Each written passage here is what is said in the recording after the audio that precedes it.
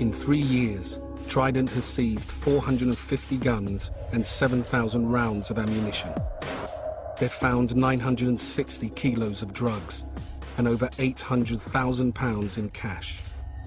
They have 2 proactive teams that target key criminals, trying to stop the flow of drugs and guns. Trevor Gardner has worked on Trident's South London proactive team since it began 5 years ago. I'd like to think from the community's point of view that we are doing them some good, that we are taking guns and we're taking drugs off the streets. Lots and lots of people think it's cool and it's a groovy thing to carry a gun, but in my view you only carry a gun for one purpose, and that's to use it. All they do is bring misery to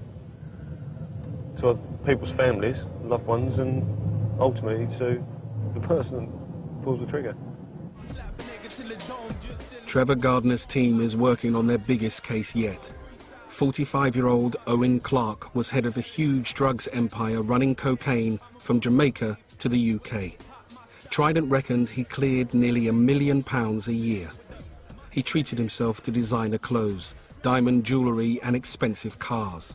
Women flocked to him. They may not have known where his money came from. Trident watched his empire for 3 years.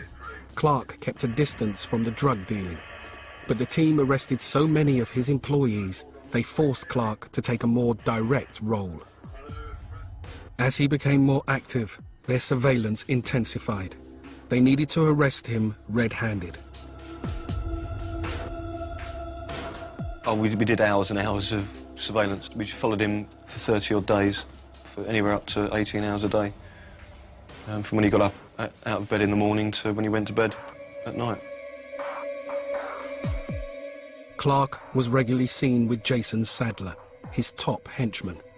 They were spotted with another man exchanging a bag for a brown envelope. Trident believed the bag contained cash, payment for an envelope of drugs which Sadler now had. While this went on, Trevor Gardner's team were waiting at a flat Clark used. To take him off the streets, they needed to catch him in actual possession of drugs. At this point, as Owen Clark's walking in, myself and the rest of the guys from the team were actually hiding in the ground floor stairwell. In uses a key. Waiting for all parties to go in, and then we were going to, hopefully, surprise them. Yeah, it's definitely the same male with the headband.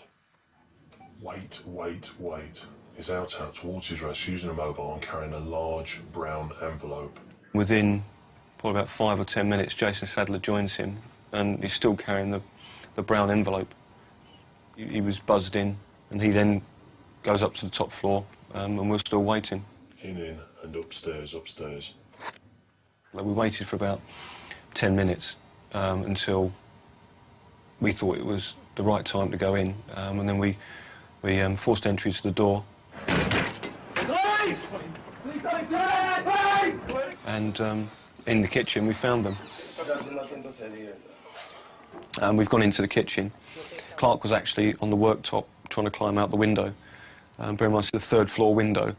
I don't think he particularly cared at that point. He just wanted to get away. Could have gone horribly wrong, but he was finally brought back into the window and handcuffed. Yeah. In my head, innit? You banged your head, did you? I got a hit in my head. Okay. What's your name? Owen. What's your surname? Owen Clark. Okay. On the little kitchen table was a large packet of crack cocaine. After 3.5 years of painstaking investigation, they caught Clark and Sadler red-handed manufacturing crack cocaine. And it was quite a tense moment, but it was also the exhilaration of the 3.5 years' work.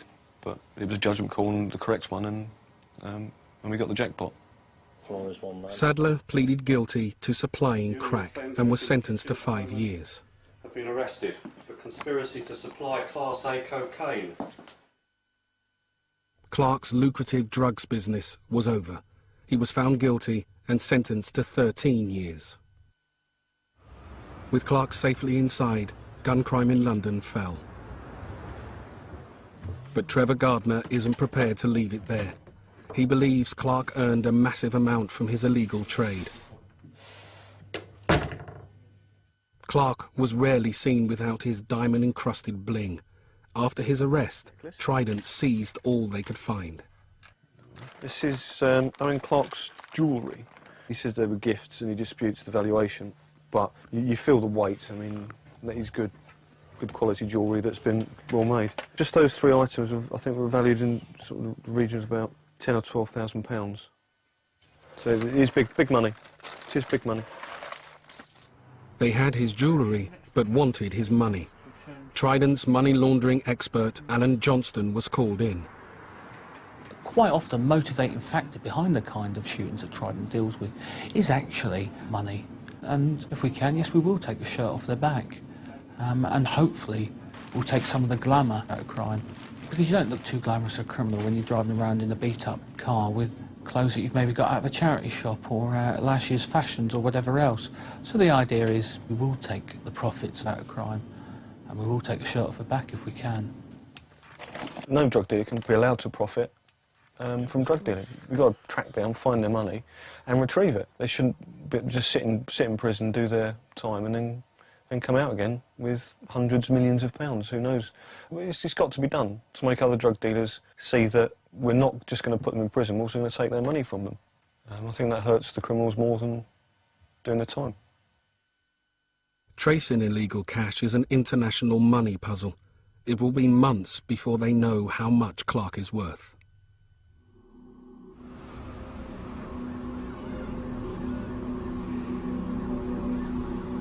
While one Trident team go after Clark's money, the murder team are 9 days into the case of Kevon Forsyth's killing.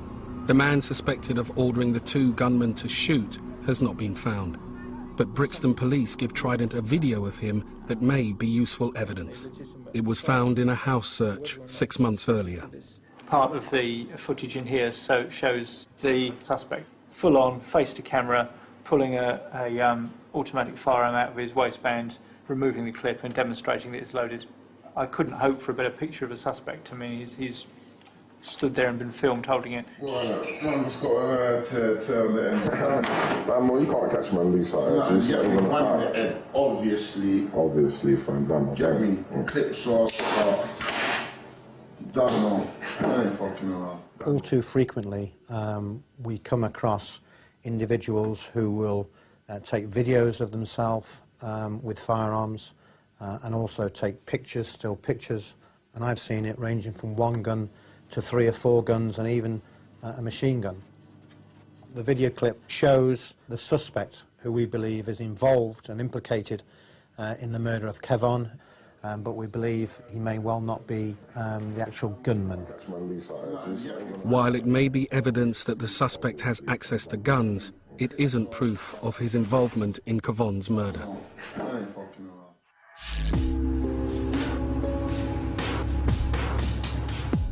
Trevor Gardner's team have researched Owen Clark's assets in the UK. In London, they've found 2 houses he owns worth £500,000. But the paper trail is leading to Clark's home country, Jamaica, where he may have more property.